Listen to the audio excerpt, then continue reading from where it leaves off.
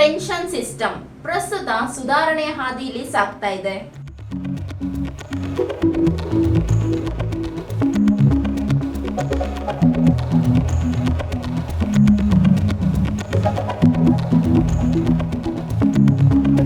Pension fund regulatory and development authority ಕರಡು ನಿಯಮಾವಳಿ ಮೂಲಕ ಟೈರ್ 1 ಖಾತೆ ಬಿಟ್ಟು ಹೊರಬರೋ ವಯಸ್ಸಿನ ಮಿತಿ ಪ್ರಸ್ತಾವಿತವಾಗಿ 15 ವರ್ಷಗಳಿಗೆ ಇಳಿಸೋದಾಗಿ ಸೂಚಿಸಿದೆ. ಹೂಡಿಕೆ ಮತ್ತೆ ವಿತರಣೆ ಉದ್ದೇಶವಾಗಿ 60% ಮೊತ್ತವನ್ನ ಹಿಂಪಡೆಯೋಕೆ ಅವಕಾಶ ಇದೆ. ಉಳಿದ 40% ಅನುಬಂಧಿತ ಆದಾಯವನ್ನ ಹೂಡಿಕೆಯಾಗಿ ಉಳಿಸಬೇಕಾಗತ್ತೆ. ಇಷ್ಟೇ ಅಲ್ಲದೆ ಖಾಸಗಿ ಅಥವಾ ಅಸಂಘಟಿತ ವಲಯದ ಉಡುಗೊರೆದಾರರಿಗೆ ಹೆಚ್ಚು ಹೂಡಿಕೆ ಮತ್ತೆ ಹೇರಳ ನಿರ್ಗಮನದ ಪ್ರಕ್ರಿಯೆಗಳನ್ನ ಅನುಕರಣೀಯಗೊಳಿಸ್ತಾ ಇದ್ದಾರೆ.